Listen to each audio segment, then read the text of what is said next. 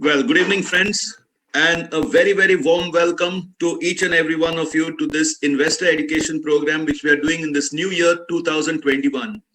In fact, I should wish each and every one of you all first a very happy and a prosperous new year.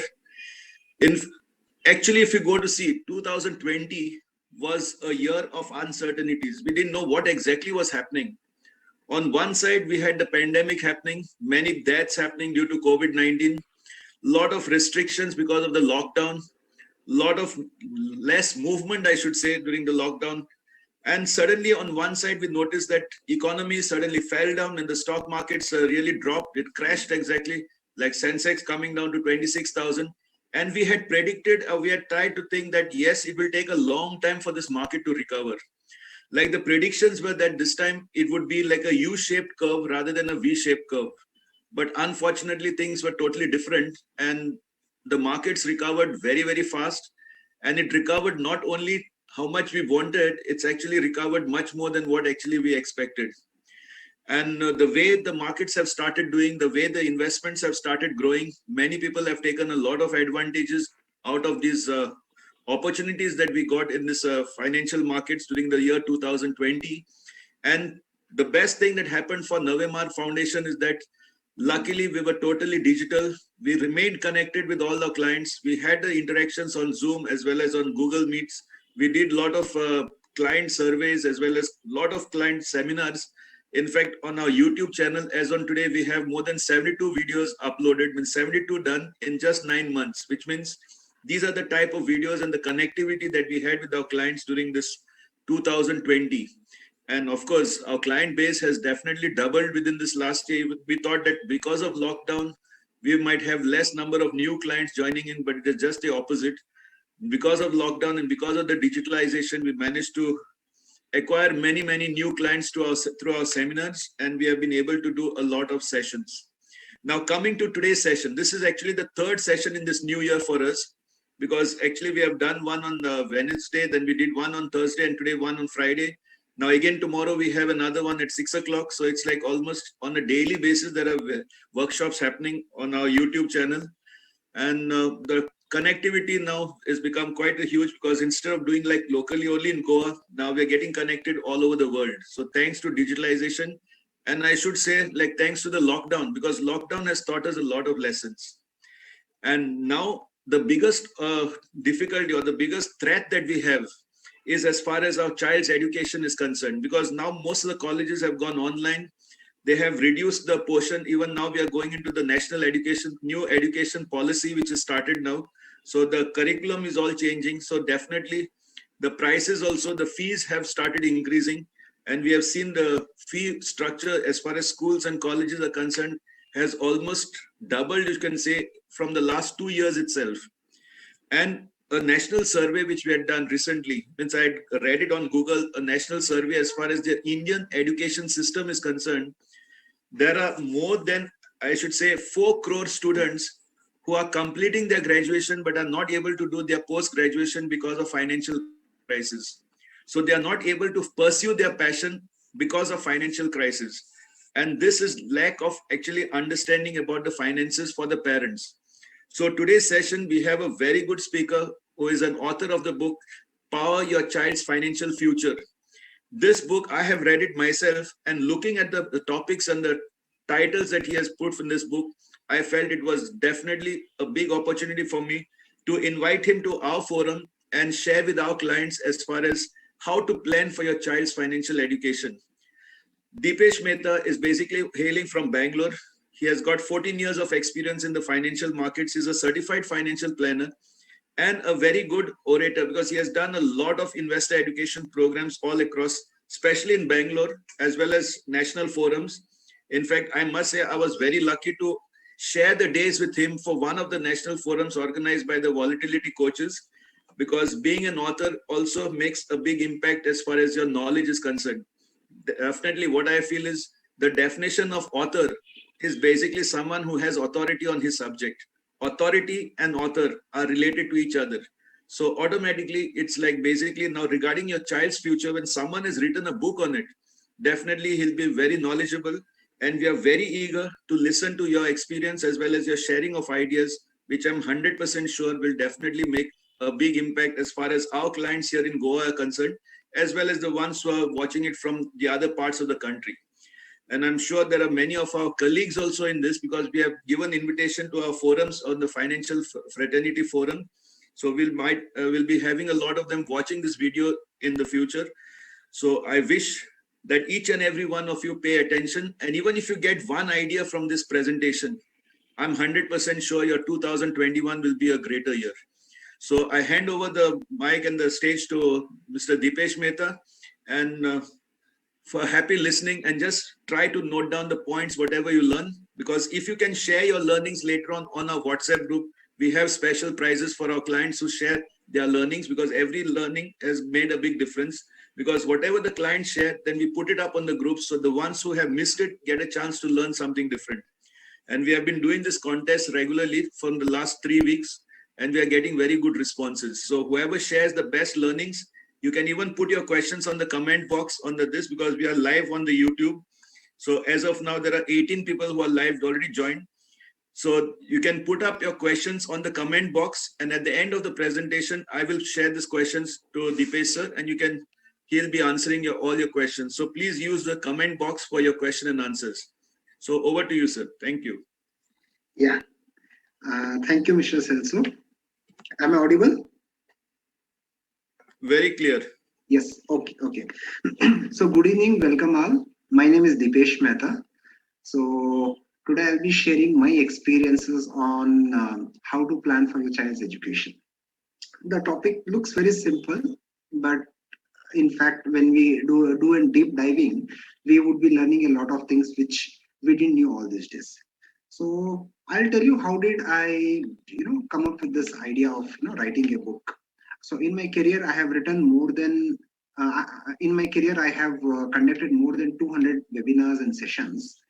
And after the webinar, the common question that people used to get up and ask was, all this is fine. My child is 6 years old. How do I secure his future? My daughter is about 8 years old. How could I secure her future? So this was the common concern across many people, and hence I decided that I should put all this in the form of a book, and I decided to write a book which is titled as Power Your Child's Financial Future. Now, the content for today is derived from that book, and I'll be taking you through a small PPT which will explain you what are the contents that I have written in this book. So the content of the session are, what are the challenges that parents face while investing for child's education, common mistakes that parents make while investing, smart tips every parent should know, and what are the steps to kickstart your child's future and maintain a momentum, and then the final summary of all those things which we cover. Okay, let's get off. So common questions that you all must be having: where can I invest as a parent for my child's education? What are the most beneficial ways to invest for my child? What are the current costs, and based on this, what could be the approximate future cost? So today we'll also be doing an exercise on how to on finding out the future cost, considering what is the cost today, and how are you preparing financially to meet the higher education cost? How much do you need to save and invest every month? What are the advantages, drawbacks of different types of investments? So I'll be covering all those things. Either would be having all these questions or few important questions out of this. So, earning versus planning for child's education. Most of us earn. This has been my experience. Most of us earn decently in our profession. But we fail miserably when it comes to money management. And this is a fact I am saying from the live experiences that I have undergone when I have surveyed different parents. Can we make our child's dream come true? Yes. Let's see how. What do we research? We research buying the latest mobile phones. We look at user reviews, online search. While when we buy a car, we go for a test drive. We look at auto reviews. When we have to take a next vacation, we look at travel portals, TV shows. And if we have to put our child in a good school, university, we ask neighbors, other colleagues, and look at university ratings. So we do research on all those things, but We don't research on investment planning for child's education, and this is a fact. 99% of the people do not know how to, invest for a child's future. So this session would cover that. Okay. Some of the misconceptions that people have. This is the popular way that people have. I'll take a loan when I need funds and pay EMI. Why do I need to plan now? But the ideal way should be, I will ensure that I invest every month now rather than pay EMI later. Some people tell that, I have a great insurance policy, I have a child plan which will, secure my child's future. But the fact is, insurance policy is to cover risk, it's not an investment. Some people believe that, I have a real estate inherited, or I have, a couple of properties which I can sell. The fact is, real estate serves a different purpose. It's not a plan for financial goals, it's not a liquid asset. Some people tell that, my income from salary is enough that would help me to take care of this and I don't need to plan. So the fact is that you have to balance between your today and tomorrow and just make money work for you. So people follow this popular way. I would recommend that somebody should go with this ideal way. We'll talk more on this. What are some of the challenges for parents? And I have made this presentation very light to make you understand. It's very simple. I'm sure you'll be enjoying this. There are two challenges that we face. The first challenge is on inflation. The second challenge is on taxes. Let's understand what's inflation. Let's understand what's inflationary effect of money. So I'm giving a comparison from 2012 to 2021 and trying to explain what inflation is. I'm sure most of you know this. Assume that in 2012, you had 200 rupees with you, and for 200 rupees, you could buy this entire platter of pizza for 200 rupees. Okay. In 2014, for the same 200 rupees, you could buy only this pizza. In 2016, you could buy only half pizza. 2018, a quarter pizza. And now in 2021, with that same 200 rupees, you can buy only this pizza. You visit a mall, I'm sure with 200 rupees that you pay, you don't get more than this price. So what exactly I'm trying to convey, the same 200 rupee had a power to buy so much quantity of pizza, and today the same 200 rupees can buy only this pizza. Basically, we have an inflationary effect of money. The impact of inflation is cash depreciates over a period of time. Okay, let's understand a little more on inflation. There are some other lifestyle inflation also which kicks in. 15-20 years ago, we could have bought this kind of shoes, which would cost it 500 rupees. Now we need this kind of shoes which cost about 3,000 rupees. 500% rise in cost. 50 rupees cinema theater 25 years ago before multiplexes came. Now we need a multiplex, minimum 250 rupees, 400% rise in cost. 15 years back, a family would just take a moped which would cost 50,000 rupees. Today, at least we need a basic car costing about 5 lakh rupees, 900% rise in cost. 50,000 rupees for a vacation, small vacation. Today we all look at world tour and destination vacation and all those things, and then that cost about that has increased by 900%. If you see, if all this cost increases, will your child's education cost not increase? Yes, it will increase. This is a survey done by Economic Times, and a survey was done in 2011 and again in 2019. In 2011, what the survey told that for every age band of child, what could be the cost to raise the child? So if you have child between the age of 0 to 4, you needed about 4.6 lakh rupees in 2011. 2019, it costed about 8.35 lakh rupees. Similarly, age band between 9 to 12 years, you needed about 9.4 lakh. 2019, it costed about 16 lakh rupees. To 17 to 20, it costed about 21 lakhs. 2019, it cost about 42 lakh rupees. And if I put 2021 figures, this will cost somewhere around 50 lakhs. This will cost about 25 lakhs, 20 lakhs, 16 lakhs to 10 lakhs. If you see, as the child grows in age, progresses in age, the cost of raising the child also goes up. And this is a fact. And the second enemy that you all have is the taxation, the taxes. So some example. So let's say if your income is about 150 rupees, and you may fall in a tax bracket of 33 percentage. Some of you could be in 5, some of you could be in 10, 20, some of you could be in 30. But at some point in time, you will always end up falling in the tax bracket of 33 percentage. So on a 150 rupees income, if you pay 33% taxes, what you get in hand is about 100 rupees. And post this 100 rupees, you end up paying a GST of about 18% on different goods and services that you buy. For any item that you buy, you normally end up paying a GST between 5% to about 18%. So post payment of GST, your real income that you get in hand is only about 85 rupees. So for an income that you put your efforts, which is about 150 rupees, what you can actually what you end up having with you is only about 85 rupees. This is the second enemy that we have within ourselves, and that actually impacts a lot. So let's look at some other mistakes. So some other mistakes that parents make are starting investments very late. So I'll ask you a question: when is the right time to invest for your child? I keep asking this question, and people tell that child's first birthday. Some people tell that when the child turns 5 year old.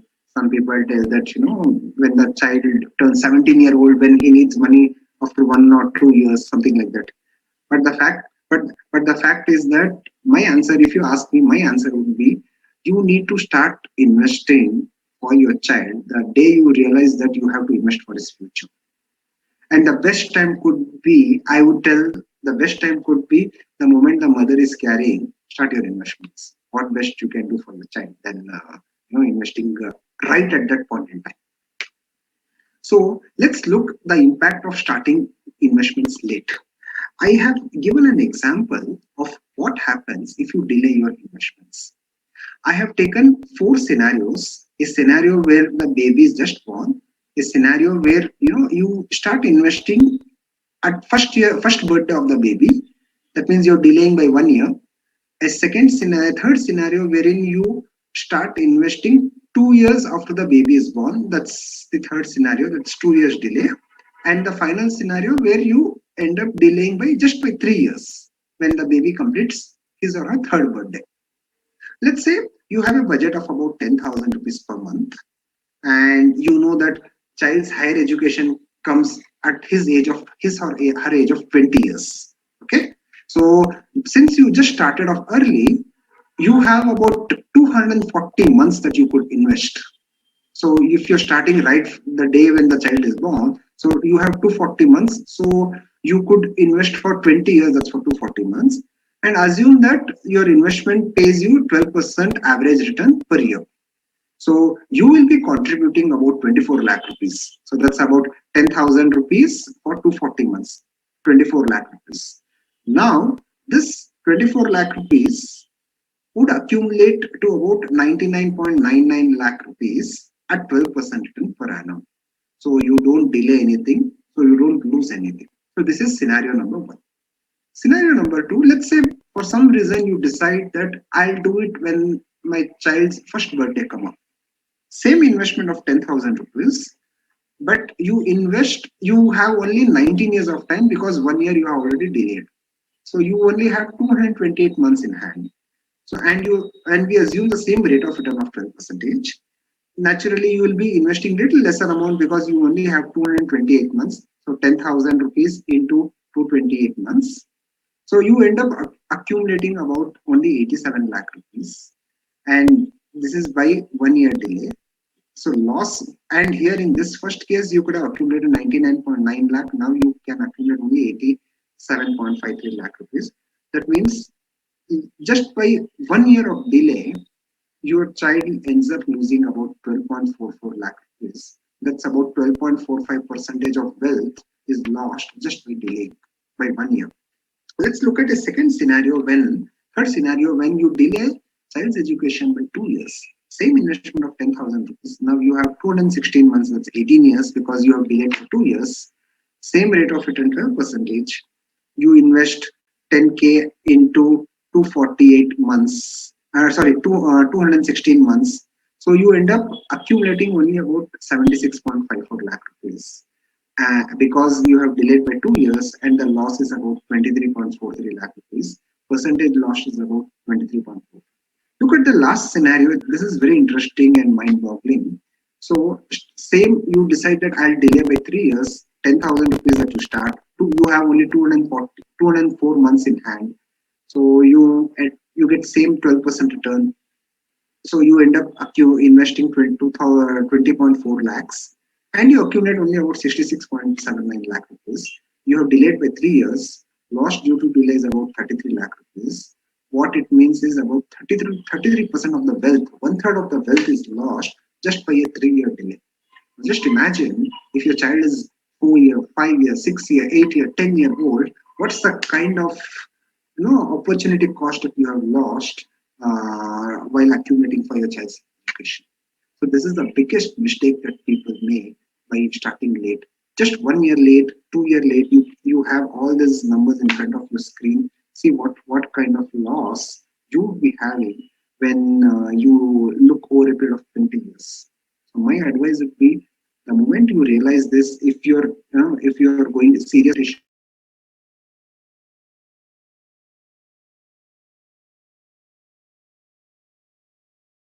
let me move on. So what happens? Why did the delay? Why did the 33% wealth got lost? Let's understand this. Parents want maximum investment corpus to be built by giving minimum amount of time. Every person says that I can invest for a very small tenure, but I want maximum returns. Mathematically and in practically, this cannot happen. While investing, the fact is that while investing, you can control the time, but you can't control the return element. There is no investment which guarantees you X percentage of return for over a period of 10 year, 15 year, 20 year. So you don't have any investments which are guaranteed. The same percentage is guaranteed over a period of 15, 20 years. So returns are not in your control.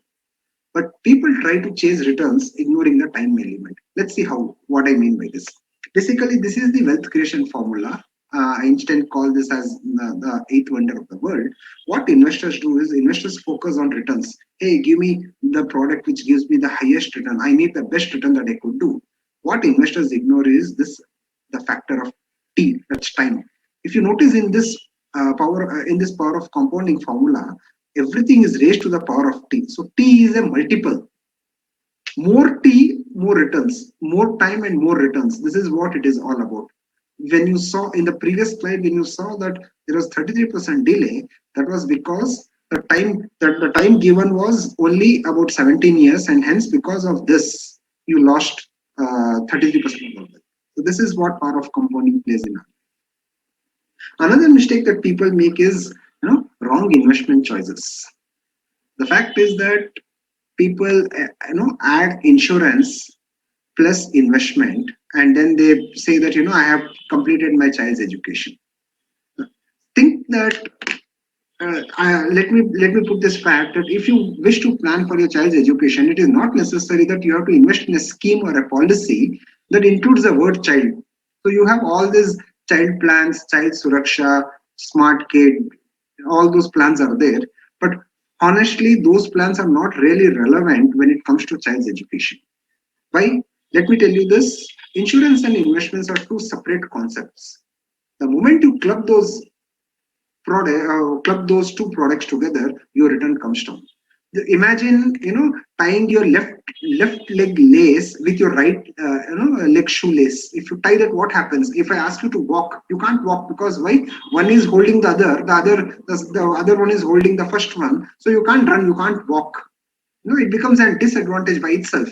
Because of this, you can't run fast, you can't walk. Same way, if you mix insurance and investments together and buy a child policy or buy any kind of a product which has a mix of equity, which has a mix of insurance plus investment, your return comes down. This is another mistake which parents make. This is one of the wrong choices people do. Mistake number 3, depending on education loans. So let me just show you what own arrangements do and what arrangement from bank loan do. For some time, just focus on this particular chart, this particular part. You assume that you have to accumulate 1 crore rupees for your child, and you have 15 years from now. Assume that your child is about 3 years and you have about 15 years. You assume 12% rate of return. You need to save monthly 20,600 rupees per month to accumulate 1 crore. So what you end up investing is about 20,600 into 180 months. Just excuse me.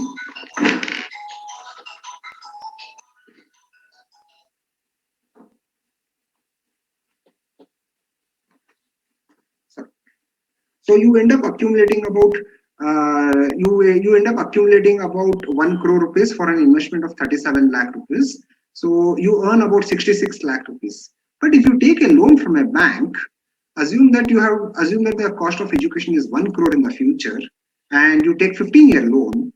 Assume that bank charges an interest rate of 12%. Your monthly EMI would be about 1,25,000 rupees. Total EMI that you pay is about 1,25,000 into 180 months. That's about, you end up paying about 2 crore and 25 lakh rupees. So total interest paid is about 1 crore and 21 lakh rupees. The third mistake that people say is that education loans are there from offering from the bank. Let me do it. Let's not make that mistake. So the difference is, depending on your own loans and from loans from financial institutions, is in your own arrangement you earn interest on your investments, whereas loan from a financial institution is that you pay interest on your borrowings. You don't mortgage an asset here, you end up mortgaging an asset if you take a loan. Small investments, when well pulled together, compound to a big number. But here you need to have huge EMIs that need to be repaid for the borrowed money. You don't burden yourself with debt, you are burdened with a debt trap. No costs are involved when you invest. You have mandatory charges like processing fee, legal fee, and other charges to the bank. You benefit from the power of compounding if you do own investment. If you don't pay EMI on time, you end up paying compound interest. You have a peace of mind, you have stress due to anxiety. So this is the difference between doing your own arrangement and taking loan from a financial institution.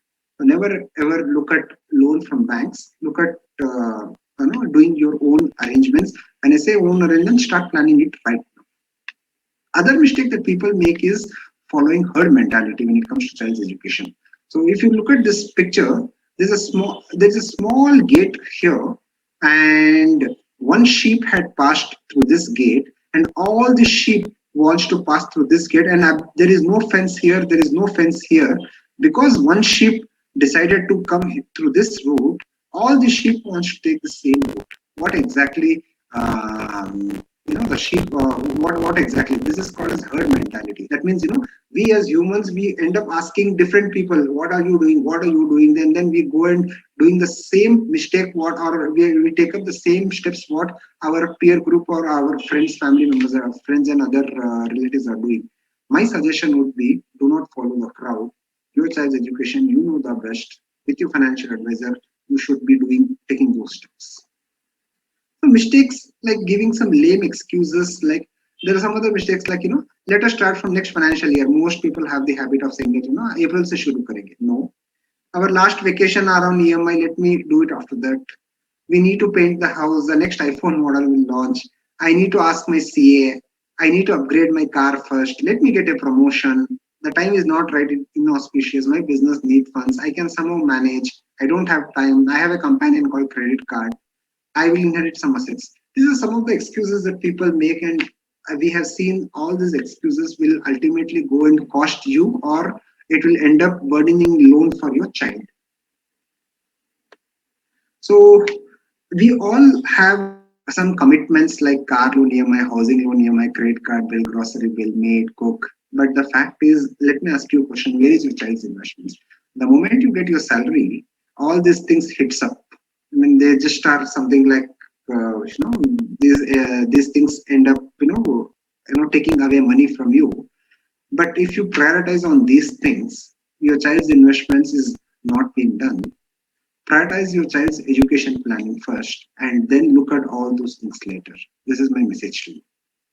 Other mistakes that people do is that parents do is they focus on very few asset class. Somebody focus only on FDs, somebody focus only on real estate, somebody focus only on gold. No, the right way should be, it should be need-based asset allocation. Some people do irregular investments. They do something in January, then they don't do for 2 months, then again they do something in April, then they don't do for 3-4 months. I suggested every month you should be doing your investments. People do ad hoc investments. I suggest you define, understand your financial goal and do a goal-based investments. What I mean by this is, if you have two daughters, make sure that you identify those two financial goals in your life and start investing accordingly. People do investment only for tax purpose, but the right way is, tax purpose should not be the core purpose of your investing. The core purpose is, to cover up your financial goals. No budget in place for expenses. You should create a budget and you should track your expenses. People don't save for a rainy day. We know what happened in March, April, May when Corona hit. People did not save for the rainy day. But ideally, you should effectively save for a rainy day by having some emergency fund. No disciplined savings program. You should design a disciplined savings program. Mistakes that people do is, investing in a life insurance. No, you should buy a life insurance policy. Life insurance is not for investment. Other thing that people do, start investing at later stage, start early and start now. I keep repeating the start early, start now because I know the importance of starting late. Small tips that you all should know, apply the 80-20 principle. We all know that there's a concept called Pareto principle, wherein it says that 80% of the things come from the 20%. So, for example, 80% of sales come from 20% of the customers. Your top 20 customers give you 80% sale. 80% of the income tax in any country is paid by 20% of taxpayers. In sports team, 80% of the win is contributed by 20% of the players. When you're doing a child's education, it can be applied here as well. I'll show you how. If you invest 20%, if your child is young, if you're investing only about 20% and give enough time for compounding, 80% of the returns will come from 20% of the principal. And this is a fact. Unfortunately, people start late, they end up contributing only 20% and rest 80% they end up taking it back. Some of the smart tips that you all should know is that the moment you get a salary, you should create that envelope habit. Let's say your salary is 100 rupees. Let's say your salary is about 100 rupees. You should dedicate some amount of money for child's school fees, some for higher education, and some for if you decide to have, and fund for child's marriage also. The moment you do this, automatically it create a behavior habit that the moment my salary comes or my income comes from my profession, I need to go and do these particular things. These are all behavioral things which, if we implement in our own systems, naturally these are some of these financial goals that you have gets met. Smart tips. Okay. Smart tips to some of the smart tips that I wanted to tell is that understand the rule of 33, 33, 33. What do I mean by this is,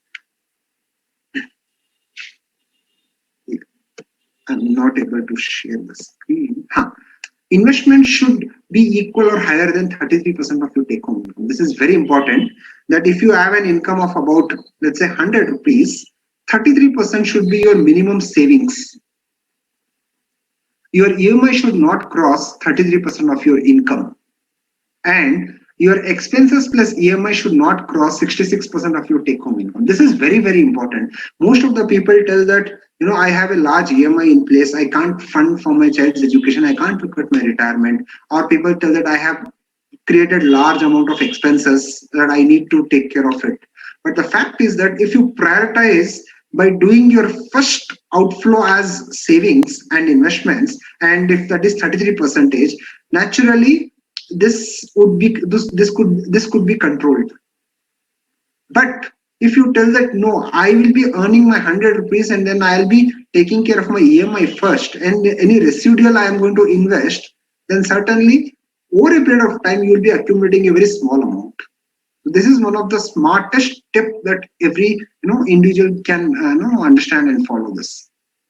Some other tips: understand risk versus return. While investing, one needs to balance between safety and returns. You can't put all your money for safety and lose out on returns. You can't put all your money on risk and lose out on the safety. The way I would try to classify in this matrix is, for any short-term needs, you should put your money for safety. For example, if you have to pay your child's school fees in, let's say, May 2021, when you have to pay your child's school fees, That money should be invested only in safer avenues like bank FD or liquid funds of a mutual fund. But if you have a long-term need, then you should shun this. Then you need to look at earning better returns. Then you need to invest in a different product which will have to beat inflation over a period of time. Let's understand this very clearly. Short-term needs, but unfortunately, what people do is they try to interchange this. For short-term, for long-term needs, they end up doing a fixed deposit for 5 year, 10 year, 15 year. But for short-term needs, they try to play with stock markets and try to earn about a few percentage return extra. That's the worst thing that anybody could do, and I could think of. So let's understand. You have to understand what is you have to understand and clearly define between risk and returns, and do your investments accordingly. Some other smart tips and investment options that you should know. These are some of the investment options that you could think of: real estate, commodities, art, equities, fixed income, investing in other business. With all these things, the portion which is marked in red, according to me, these are the two asset classes that you should be looking to invest when it comes to child's education. I would suggest, do not look at all these asset class for your child's education. These are the two popular asset classes which are financial assets which works the best for your child depending on the time horizon that you have. A small example of how power of compounding works. So let's say I have two scenarios for you. First scenario, I tell you that I'll pay you 1 crore every day, and for 30 days I'm going to pay about 30 crore rupees. This is scenario number one, wherein you get guaranteed 1 crore, 1 crore, 1 crore, and for 30 days you end up receiving 30 crores. That is scenario number one. Scenario number two, wherein you start with 1 rupee and double this every day. 1, 2, 4, 8, 16, 32, 64, 128, 256, 512, like this. Given a scenario, given a choice, which option would you like to take, or which option would you like to exercise? I have some people who tell that I am going to take about 30 crore rupees. It's guaranteed for me. Some people tell that no, I'm going to take this option wherein it doubles every day. So whatever it accumulates at the end of 30 days will be mine. If I have to show you what is higher, the second scenario or the first scenario, let's look at this. If you start putting 1 rupee and then double it every day, and this is how the number comes, till the day of 25, the first option gave you about 25 crore rupees. Second option, if you add 1.6 crore plus 83 lakhs plus 43 lakh rupees, if you add all those things, it will not be more than 3 crore rupees. But the real number compounding comes in these days. If you look what compounds here, 3 crores, 6 crore, 13 crore, 26 crore, 53 crore rupees. So in the second scenario, just by starting 1 rupee, and if you keep doubling, at the end of 30 days, you accumulate about 107 crore rupees. Whereas in the first scenario, you could accumulate only 30 crore rupees. What I'm trying to tell is that to invest for your child's education, you need not have a bigger corpus today. You don't be in under the myth that only if I have about 5 lakh, 10 lakh, only then I can invest. No, a small investment of 10,000, 5,000, 1,000, 2,000 rupees can give you bigger results over a period of time due to the power of compounding. Okay, then let's understand what's the power of equity investing. So some examples of what wealth equity have created. I am from Bangalore, so I'm using 3 Bangalore-based companies. This could be very interesting for you. If you had invested about 10,000 rupees in Wipro in 1980, the value is more than 800 crores today. Yes, 10,000 rupees invested in 1980 is about 800 crore rupees today. Infosys, an investment of 10,000 rupees in 1993 is valued about 5 crore rupees today. TCS, an investment of about 10,000 rupees in 2004 is about 2 lakh rupees today. All these are Bangalore-based companies, so I'm just taking this example. So what I'm trying to tell is that if you have 10-15 years for your child's education, assume that if your child is about 3 year or 4 year old and you know that you have 10-12 years of time left to plan for your child's education, look at equity investing as an option and create wealth. Now, when it comes to equity investing, you have two choices. You can invest in shares or you can invest through mutual funds. But the fact is, if you have to invest in shares, you need to understand who is the next Wipro, who is the next Infosys, who is the next TCS. And we all know that we can't really go and do some research, put our time, efforts, money, and do some research on identifying the next Wipro, Infosys, or TCS. But there's a different route. The route is called as mutual funds. So what mutual fund does is that they are going to identify, the right companies which they are going to invest, and they are going to diversify your money into different sectors. If you look at this snap, so this has an example wherein a single mutual fund, it gets diversified into banks, cement, finance, pharma, petrol, software, power. So your 100 rupees gets divided across various companies in different percentages. And when all these companies, create wealth, ultimately it goes and creates wealth for you when you go and invest through this mutual fund route. I believe this is the most powerful way of, planning for your child's education. And if you have about 10, 15 years of, or even 7 years plus of time, then this is the best thing that I think you could do for your child's education, by investing in mutual funds. Result of investing in right asset classes. So I give you an example of mutual funds, and you have another option like, let's say, fixed deposit. So what happens? Assume that the cost of higher education is about 25 lakh rupees today, 25 lakh rupees today, and inflation is about 10%, and your child is 2 years old. So 16 years from now, when your child turns 18, you need money, because after 18, the child needs money for higher education. So cost of education after 16 years, whose current cost is about 25 lakh rupees, will become 1 crore and 15 lakh rupees due to inflation. Now you have two choices. One choice, a choice of investing that beats inflation. Let's say how this works. So let's say you decide that you can invest about 20,000 rupees per month, and assume that it gives about 12% return, and you have 16 years, that's about 192 months. You accumulate about 1 crore and 16 lakh rupees by investing in a product which delivers about 12% return, and this is 2% above inflation. And another choice you have that doesn't beat inflation. Let's say you invest about 20,000 rupees a month, and you look for any government scheme or any product which delivers you about 8% return, which is about 2% lesser than inflation. What is inflation? The cost of your child's expenses going up. So that is going up by 10% every year. And you decide that, no, I'll be investing in a product which gives me 8%. So you don't beat inflation by 2%. And same tenure you invest for 192 months, you end up accumulating about 78 lakh rupees. Whereas here, you end up accumulating more than what you require. So what I need to tell you is that you need to invest in right asset class to create wealth for your child's higher education. And one of the right asset classes, equities. We have seen the power of equities creating wealth over a period of 10, 15, 20 years, and even more than that.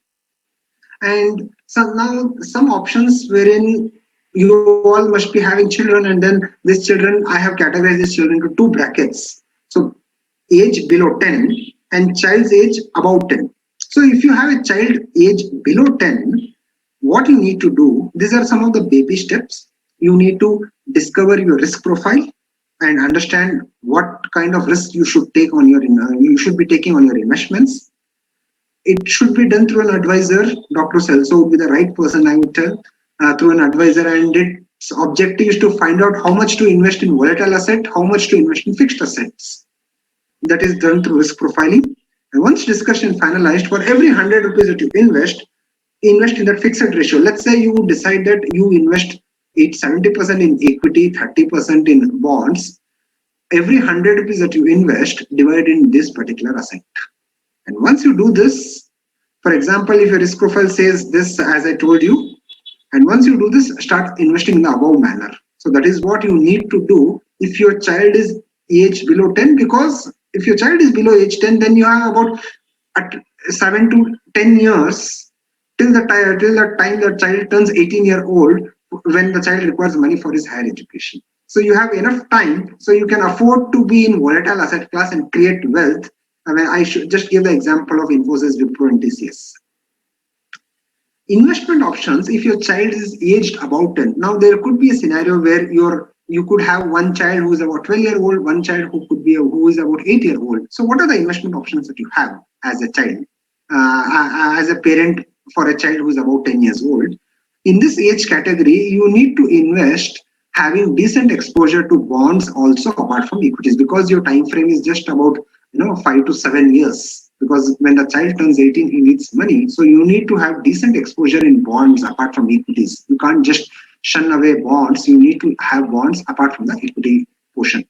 As the child progresses in age, keep moving funds from equities to debt. Let's at the age of 15, you rebalance your portfolio by taking out money from equities and putting in debt. At the age of 16, do again. At the child's age of 17, do again. At the age of 18, move out completely from equities and put it in debt. Most probably, you need the funds when the child is 18-year-old. At the age of 17, you should be 80 to 90% in bonds and 10 to 20% in equities. And by doing this, whatever market conditions are when your child turns 18, you don't have to worry at all. And this is my practical experience. We have seen clients, utilizing this option and doing great child's investment plan. Some other ideas as well. So this is some out of the box ideas which I could think of. Develop a hobby for your child. Encourage him to learn musical instruments. Make sure that your child learns a sport. Allow your child to learn naturally through life experience. While your child is in class 11, take vacations in the university where you wish to send him for higher education. This way you utilize your money on vacation, as well as your child will get a feel of the university that he's going to attend. Why I'm talking all those things is, today as we speak, if you have to send your child to the Ivy League college like Harvard, Stanford, Oxford universities, or IIMs in India, all that universities look is that how is the overall development of your child. Is he only academically strong, or does he have something beyond academics as well? So as a parent, you are doing your homework by investing. But apart from that, this is my experience. Out of my experience, I'm saying that your child should be knowing all these things, because these all contribute to the admission towards the college. So my point is, having money doesn't make your child a better person. You need to use it wisely to create great experience and memories for children. So how to plan when you decide to send your child abroad for studies? So some of you might be desiring to send your child, to US, UK, or Australia, or Canada, or any country that could you think of. So when you have to do that, you need to plan something differently. If you're planning to send your child abroad, you need to have US dollar denominated investments. I'll tell you why this is. So when I repeat this, if you plan to send your child abroad, you need to have US dollar denominated investments. Dollar denominated investments means your investments are working in dollars and not in rupees. In the long run, dollar takes care of currency fluctuation risk. We have seen that in India in 1948, dollar was when dollar was $1 was equal to 1 rupee. Today, as we talk in 2021, $1 is equal to about 73 rupees. So dollar appreciates and rupee depreciates. So when you have to make your payments in dollars when your child turns 18 and you want to take education abroad, you have to remit money in dollars. So why not do an investment in dollars now and make sure that you take care of the currency fluctuation risk? In case your child decides not to take up higher studies, it's still an investment that you could have with some diversification. So options to invest abroad, what are the two options? The first is fund of fund through mutual funds. So here what happens, one mutual fund collects money collects money in rupees and converts them in dollars and invest in another mutual fund which is managed abroad. Let's say there is one fund in India called Fund House A. You invest in this Fund House A. This Fund House goes and invest in Fund B, which is located in, let's say, US or UK or any other country. So you invest in this fund A, this fund A goes and invest in fund B, and this fund B works in dollars. So naturally, when you have to remit your money back, you end up getting all the appreciation that could come from dollars, and that is a good hedge against dollar appreciating in the long term. There's another option. It's called as dollar denominated investment through LRS route of RBI. Here, every investor can remit up to 2.5 lakh dollars abroad. You can choose any investment outside India and transfer the money and make investment. Let's say you directly want to, invest in US mutual fund scheme or a US stock. So you can do an investment up to 2.5 lakh dollars. You can send per year abroad, and you can go and make an investment. But if you ask me personally, I would suggest that take this route. This is a much more simpler route, has lesser compliance issues and lesser hassles. And if the objective is to create wealth, take a simpler route rather than taking this complex route. The final part of my presentation. What are the steps to kickstart your child's education? The first step is that you need to start cleaning your existing mess. So you could be having a lot of investments which were missold to you, or some of the wrong investments that you could have already done. The first thing is that you need to get out of all those investments wherever that you could, wherever it is possible, and clean all those investment mess that you have created in the past. So if you don't do that, then what happens is that your investments end up having a square wheel. So imagine a vehicle or a cart having a square wheel, the speed of the cart reduces. The same way, if your investments are like square wheels, they will not deliver better returns for you. So clear out all those investment mess that you have already created, because I have given you a lot of examples of where you need to invest and what investments you need to avoid. Second step is ladder your outstanding loans. Some of you could be having some loans, and these loans could be charging higher interest. Example, if you have loans which charges you 15%, 12%, 10%, clear that loan first which charges higher interest. Then the other thing that we need to remember is that higher EMI is not equal to higher interest. You could have a housing loan worth 6.5%, and that EMI could be the highest across your 3-4 EMIs. Not necessary that the larger EMI should be cleared first. According to me, the loan which charges the highest interest has to be cleared first. And a home loan, as I told, a home loan might be higher, but it could charge lower interest. So reduce your loans by reducing the loans which has the highest interest. So the next step is that clear your outstanding loans.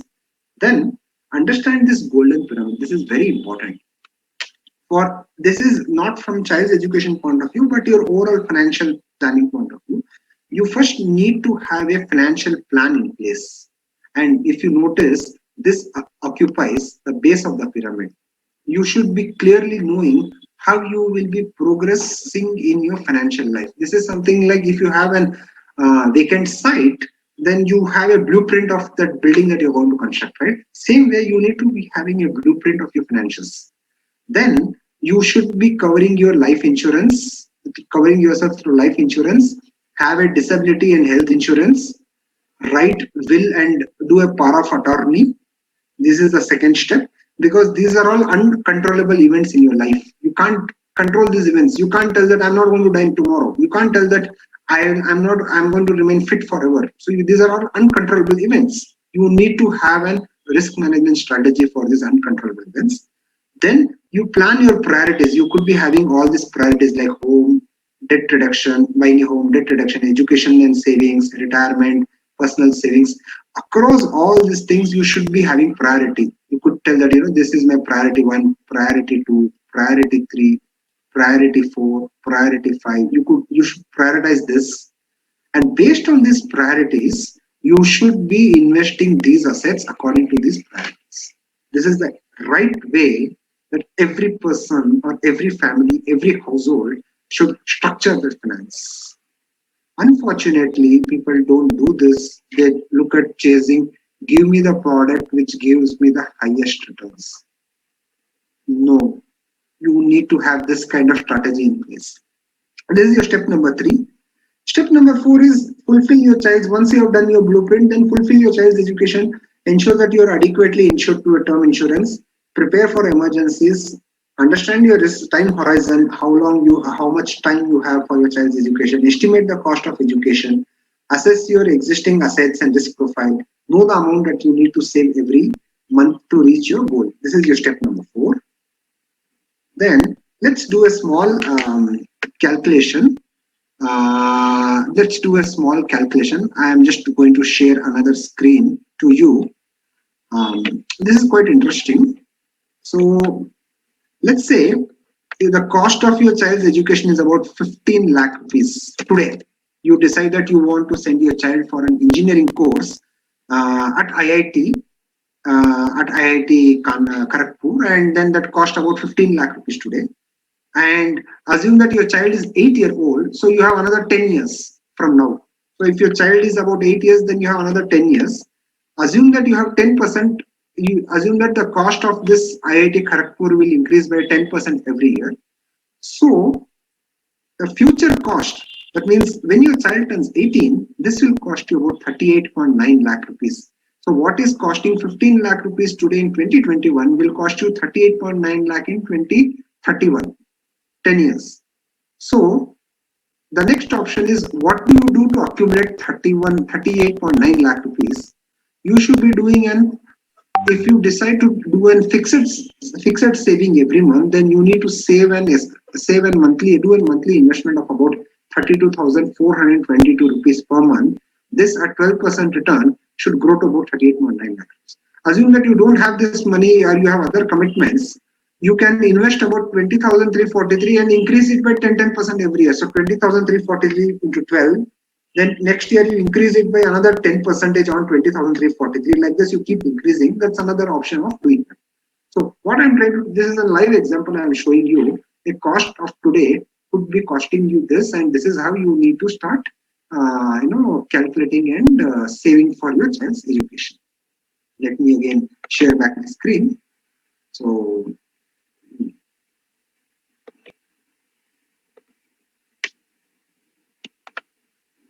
sorry,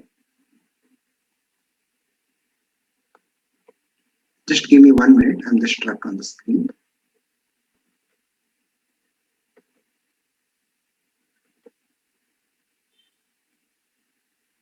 Okay, Dr. Seltzer, do we have any questions now or shall we take it later?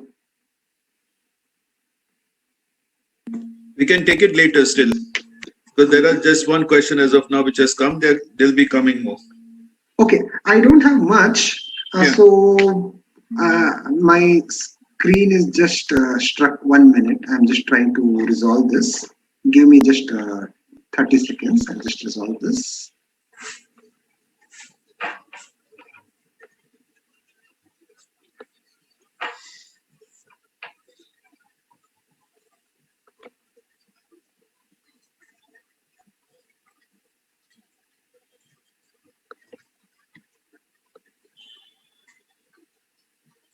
Yeah, I'm back.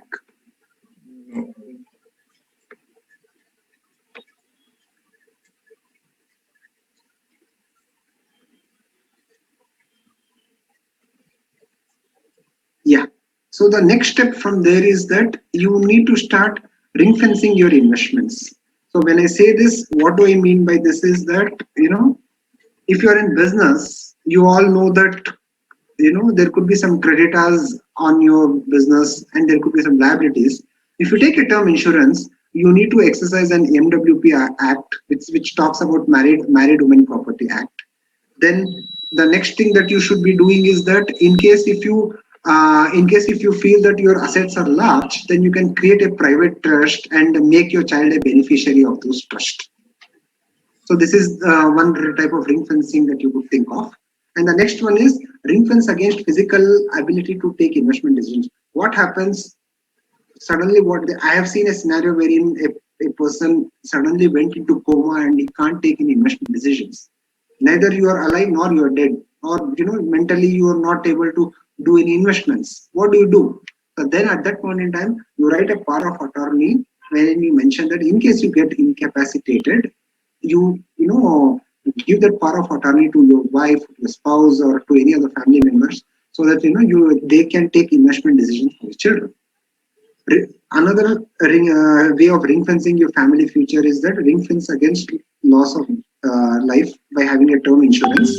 Ring fence when both parents of the child passes away. I have seen a scenario where both parents pass away and the child is in minor. So what do? You need to write a will, appoint a guardian for your minor child, and make sure that you have written all those things in your will and preserve all the documents carefully. Some of the this is one of the steps that I strongly recommend, that every family should be having this kind of an emergency kit. So you should be having the important people whom you deal professionally. You could be a financial planner, your lawyer, CA, real estate agent, office HR, stockbroker, insurance agent. Two people to contact during emergency. Their name, their phone number, their email ID. You should have this kind of a template with you, placed with you, so that in case of any emergency, your family can reach the right person and get continue a professional relationship and help you to overcome all those financial or other stress that they could have in your absence. Another important template that I tell is that you need to have this template wherein all these documents you need to write your document number, your PAN card number, you write this passport number, driving license, voter ID card, all those things you have to write here. Physically, where have you placed this document in your house, and a soft copy in which laptop drive you have, which drive of your laptop you have placed. This is very important. If a husband passes away, I have seen the wife is clueless. She doesn't know what the investment the husband has done, where have they done, what are the insurance policies. Having this document in place could always help you. You could, since you are having this recording, when you could take a screenshot of this and just create the same thing on an Excel template and have this. Then next step 6 is choices you can make when you are financially unprepared. There could be a scenario wherein you are unprepared. So what do you do now? So I would say that consider selling some jewelry, consider an education loan, that's the last option. Consider applying for a scholarship if you are eligible. These are the last mile option. Tip: do not use your retirement fund for child's education. This is my advice. And the final step, action to be taken after child's education is completed. If you have taken any small loan, just close off that. Keep a track of your investments for your other goals like your retirement, your second child's education expense, and things like that. And to summarize, so this is my last slide. To summarize, start planning early. Be realistic about the cost. We have seen how the cost have gone up. Instill good financial habits in yourself and your children. Invest in a range of skills for your child. Take a term insurance and a health insurance for your family. Protect yourself from disability insurance. Invest first, spend later. Think long term and invest for long term. Have a financial advisor, the most important thing. And with this, I end my presentation. Thank you so much. Thank you, Deepesh. It was a really, really interesting and awesome presentation. In fact, the way you explained each and every step, we got lot of comments wherein everybody said it is very easy to understand. The explanation, the steps that you have given is too good. There is only one question which has come as of now, and they'll start asking now. What is the difference between investing versus buying an insurance plan as far as child's education is concerned? Because nowadays many people invest in child education plans. So they want to know what is the difference between investing and buying an insurance plan. See, the concept of insurance is like making good of losses. The loss could be a financial loss, whereas the concept of investing is making your money grow. Both are completely opposite. I'll give you an example. We all have vehicles, car. So for a car worth 10 lakh rupees, you pay a premium of about 10,000 rupees per year. Do you end up what if the insurance company comes and gives you a proposal that don't pay me 10,000 rupees as premium, pay me 50,000 rupees. I'm going to cover your car for about 10 lakh rupees. And if the car doesn't get damaged, I'm going to return some money back to you. Then you tell the insurance company that I'm going to pay only the premium. And the investment I'll take care of my own. I have mutual funds, I have life, I have PPF, I have other instruments which I can invest on my own. So you don't club your investments and insurance when it comes to car insurance. The same way when it comes to your life insurance, you shouldn't be clubbing your investments and insurance, because insurance is for protection, investment is for creating wealth. Yeah. Yes. No, because the thing is, even in my experience, this I will be sharing you with since I'm also handling the large number of clients. Most of the people actually are not aware that even in some of the child insurance plans, it is the child who is insured and not the parent. Parents. Yes. Because this is one very, very critical point which I've noticed in many child insurance plans, where the life to be insured, the child's name is there. Yes. So actually imagine if by chance the child dies, who wants the money back? It is the parent who needs the insurance. Yes. But unfortunately, the person life insured can be seen. And this is one very big mistake which I've noticed in the life insurance industry, because many people buy insurance as an investment. So this is one big, but the way you have explained, especially today, my takeaway from this program is actually the cost of delay. That thing, like how you say, even you delay by 1, 2, or 3 years, the cost of delay comes to almost 33%. That is one very, very strong point which I would like to stress on, because that is the thing which I've really picked up from today's presentation. And of course, planning for the child's education is definitely a very, very critical this. In fact, I was just doing a small summary like today morning. Imagine, because we had one case like this. This is a live case wherein the child got admission in in pharmacy college in Goa only, and through the quota, the management quota. And through the management quota, they had to pay directly 3 lakh rupees first. And then the fees are going to be like now 2 lakhs per year for the next 4 years. So I was just calculating, if suppose we take a 10 lakh education loan, the EMI for this is working out to exactly around 27,000 rupees per month. But instead of that, imagine 5 years back, you had to start an SIP to gain 10 lakh rupees. The EMI for 10 years, if in case you start, is somewhere around 12,000 per month at the rate of 12%. Now you start 10 years before that, the EMI, the SIP comes to 3,000 per month. Now imagine 27, now it's come to 3. And if you plan 15 years in advance, your EMI or SIP comes to 1,000 rupees a month to get 10 lakhs at the time of education time required. So just imagine taking a loan, EMI is 27,000. If you plan 5 years ahead, your SIP is around 12,000. If you plan 10 years ahead, your SIP is 3,000 rupees. And if you plan 15 years ahead, it is 1,000 rupees to get 10 lakhs after that period when the education is. So you can see the amount of difference that it makes, because this is what I got a live example today morning. So I said, I wish I had to start an SIP of 1,000 15 years back, so that at least now I can start increasing and instead or avoid as far as possible loans are concerned. So to create this awareness of the benefits of starting early, I thought that you would be the best person to actually speak to our parents and the participants today. And definitely many will be watching this YouTube video after the session, because many were not able to join in, but we had quite a good attendance. So if in case there is one more question which has come, I'm just checking. Okay, is more interested regarding the dollar denominated investment through mutual funds and the LRS of RBI. If you can just stress a little bit more on these. Yes, yes. So you have two options to get your investments done in dollar denomination. The first option is mutual fund of fund.